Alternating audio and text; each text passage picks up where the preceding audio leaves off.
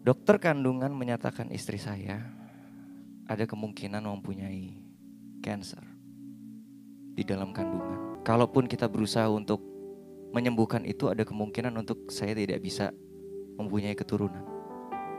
Sebelum lanjut, jangan lupa untuk subscribe channel ini. Terima kasih. Selamat datang di Sudut Pandang Kristen.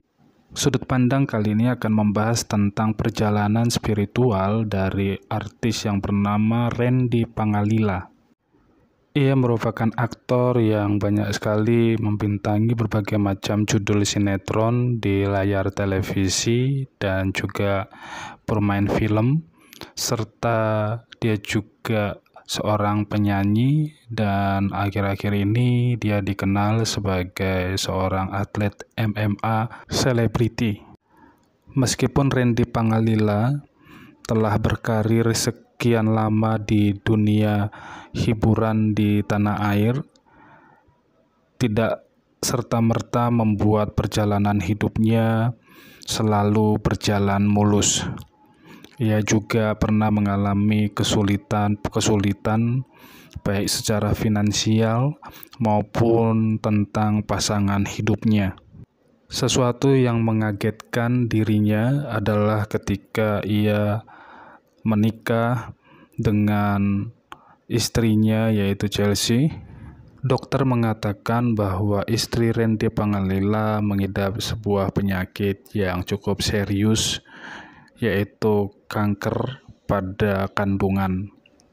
Lebih parahnya lagi, dokter mengatakan meskipun dilakukan serangkaian upaya-upaya untuk menyembuhkan, kemungkinan besar bahwa mereka tidak akan memungkinkan bisa mempunyai keturunan. Mendengar diagnosa dokter yang membuat mereka kaget, langkah mereka selanjutnya adalah mereka bertemu dengan seorang pendeta untuk berkonsultasi. Kemudian iman mereka dikuatkan ketika pendeta yang memberikan nasihat firman Tuhan agar mereka beriman, dan Chelsea, istri Randy Pangalila, dijauhkan dari segala penyakit yang serius. Dan satu hal yang disarankan oleh pendeta kepada mereka adalah untuk mereka terus membangun mezbah doa di rumah suami dan istri supaya Tuhan memberkati kehidupan mereka. Dan itu pun dilakukan oleh Randy Pangalila beserta dengan istrinya dengan iman dan keyakinan, dan akhirnya pun mereka memiliki keturunan dan kehidupan mereka dipulihkan oleh Tuhan. Di 2016 saya kenal Pastor Mario. Itu saya tuh sedang dalam kondisi yang tidak baik-baik saja dalam hidup saya. Secara finansial, secara pasangan hidup itu sedang tidak baik-baik saja. Jadi kalau saudara semua pasti kan semuanya punya pergumulannya masing-masing ya, pasti akan berbeda-beda. But believe me, saya pernah mengalami satu persatu. Permasalahan apa? Finansial, pernah. Permasalahan, saya ditinggal sama pasangan saya, untuk anak-anak muda ya biasanya gitu ya. Pada saat saya lagi di bawah, kok saya malah ditinggal sama pasangan saya. Tetapi ternyata Tuhan punya rencana yang lebih indah daripada rencana saya. Karena ternyata keinginan saya yang itu, Tuhan memberikan 10 kali lipat lebih baik daripada yang saya pikirkan. Amin. Saya diberikan jodoh yang sangat luar biasa yang tidak pernah saya bayangkan bahwa saya akan mendapatkan istri sebaik dan juga secantik Chelsea, istri saya. Dan bukan cuma sampai di situ. Pergumulan kedua apa lagi?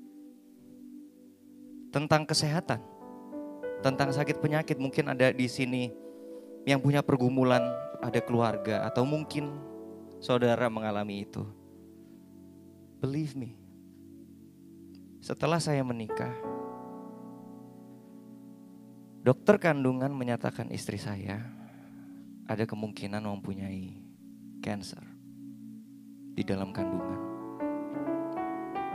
Dan kalaupun kita berusaha untuk menyembuhkan itu, ada kemungkinan untuk saya tidak bisa mempunyai keturunan. Ya sudah ada bermasalah dengan KPR yang masih saya harus bayar. Saya berumah tangga dengan istri saya juga, saya divonis tidak bisa punya anak.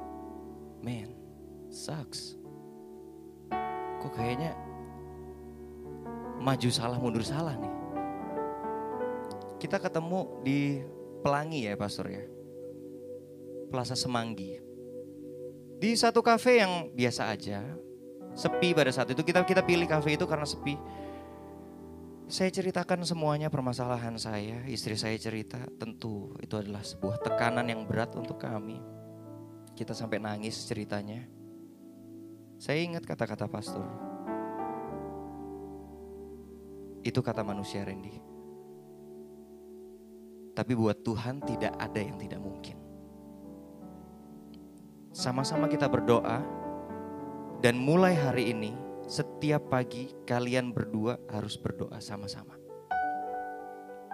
Oke, pastor. Kita berdoa, saya sampai nangis. Saya ingat doa itu sampai nangis. Pastor mendoakan saya bahwa istri saya akan dijauhkan dari sakit penyakit, bahkan akan diberikan keturunan. Dan juga saya akan diselesaikan permasalahan finansialnya. Pada saat itu kenapa saya menangis? Karena itu sebuah hal yang sulit untuk bisa saya percaya dengan logika saya. Ini seperti hanya doa harapan yang mungkin gak sih? Tapi saya memutuskan untuk taruh iman saya di dalam doa itu. Saya imani itu bukan cuman kata-kata, tetapi saya memang menyatakan kepercayaan saya kepada Tuhan. God takes the wheel. Biar Tuhan yang pegang kendali dalam hidup saya. Dari kesaksian ini kita sebagai umat Tuhan bisa belajar bahwa pentingnya melibatkan Tuhan di dalam setiap kehidupan kita, karena ada hal-hal tertentu di luar kendali kita dan itu hanya bisa diselesaikan oleh karena pertolongan daripada Tuhan. Kuncinya adalah untuk kita terus membangun relasi kita, persekutuan kita dengan Tuhan, dan itulah yang membuat iman kita bertumbuh, terus bergerak maju, dan percaya bahwa segala sesuatu di dalam kendalinya semua akan berjalan indah pada waktunya. Dan Randy Pangalila mengalami hal yang luar biasa, dan vonis yang mereka dengar tentang istrinya yang dikatakan oleh dokter tidak akan mungkin punya keturunan, semuanya diubah Tuhan, tiada yang mustahil, dan mereka memiliki keturunan, dan ekonomi dari Randy Pangalila juga dipulihkan oleh Tuhan.